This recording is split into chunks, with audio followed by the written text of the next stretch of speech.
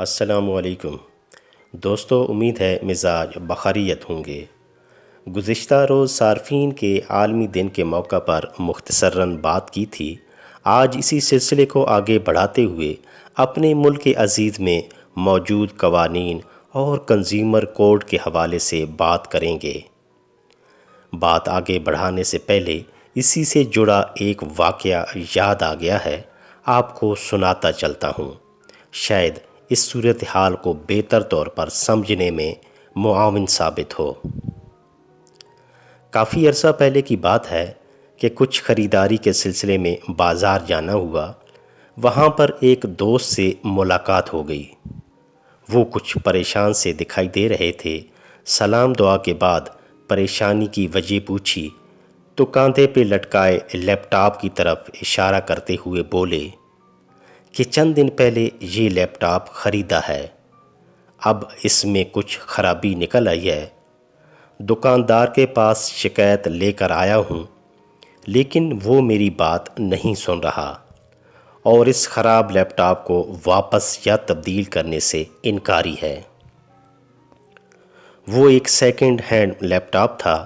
دکاندار نے سیل کرتے وقت بڑی تسلی دی تھی اور کسی بھی قسم کی خرابی کی ذمہ داری لی تھی۔ اب جب کہ اس نے آنکھیں پھیر لی تھیں، میں نے کہا کوئی بات نہیں، چلو ہم دوبارہ دکاندار کے پاس چلتے ہیں اور بات کرتے ہیں۔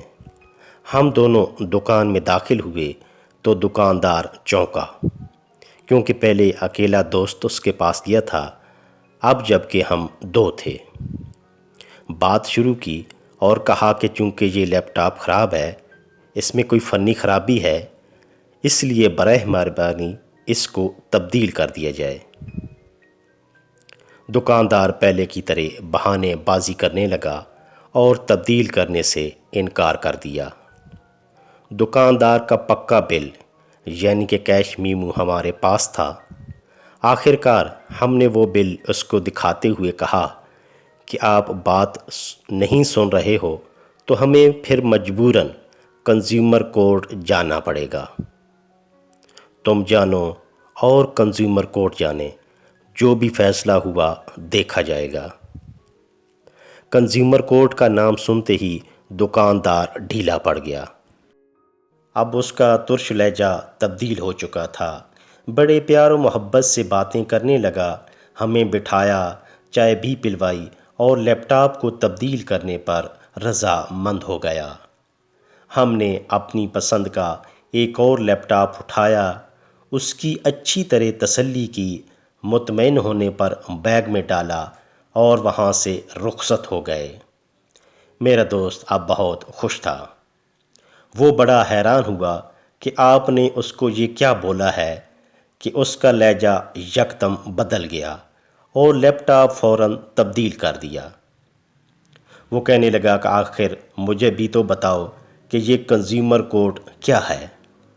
بہرحال دوست کو کنزیومر کورٹ کے متعلق تفصیلاً بتایا تو وہ بھی بڑا حیران ہوا کہ مجھے تو اس بارے میں آگاہی نہیں ہے، یہ تو ہم تمام صارفین کے لیے بڑی فائدہ مند اور اطمینان بخش سہولت ہے۔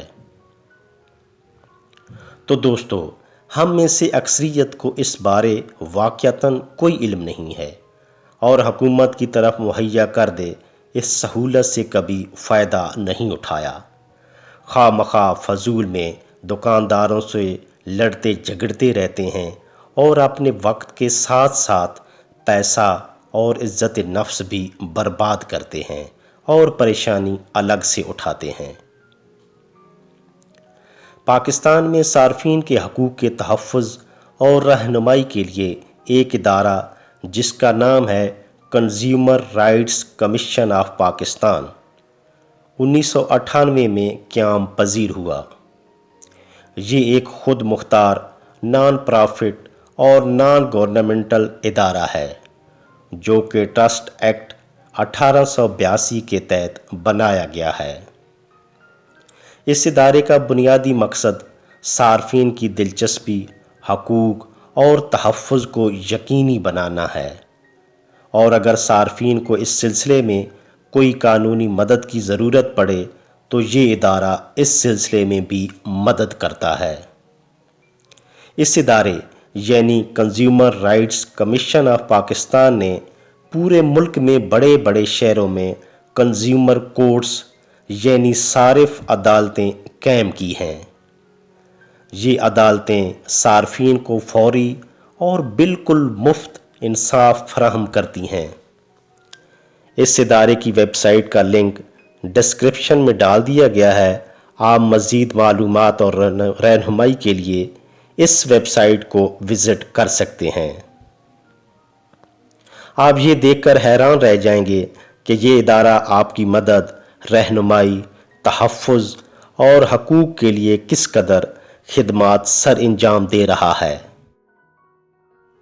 ملک کے باقی صوبوں کی بنسبت صوبہ پنجاب اس سلسلے میں زیادہ متحرک پایا جاتا ہے، کیونکہ اس صوبے میں صوبائی سطح پر ایک اور ادارہ directorate of consumer protection council کا قیام عمل میں لایا گیا ہے، جس کا مرکزی دفتر لاہور میں ہے، اور صوبہ کے باقی بڑے شہروں میں ڈسٹرکٹ کورٹس اور ڈسٹرکٹ کنزیومر کونسلز قیام کی گئی ہیں۔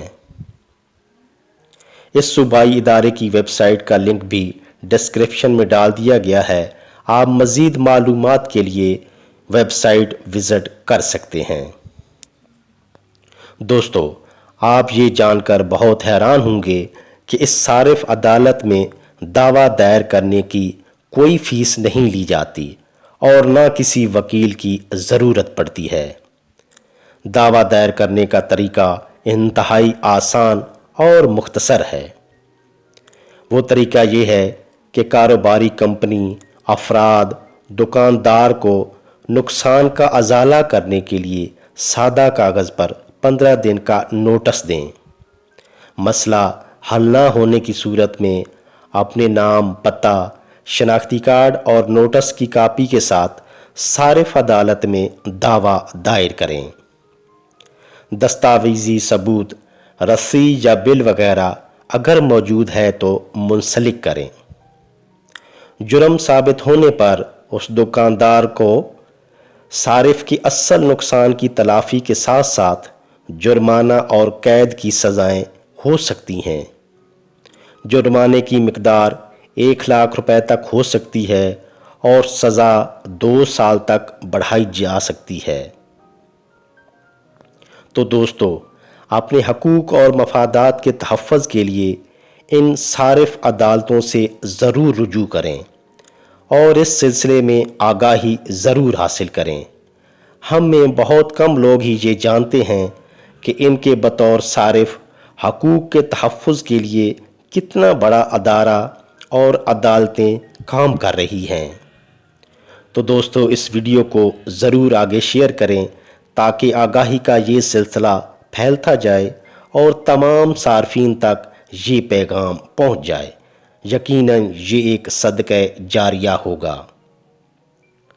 صارفین کے لیے حقوق کی فراہمی کے طریقہ کار کو زیادہ محفوظ اور آسان بنانے کے لیے کنزیومر ایکٹ میں مزید اصلاحات کا فیصلہ کیا گیا ہے۔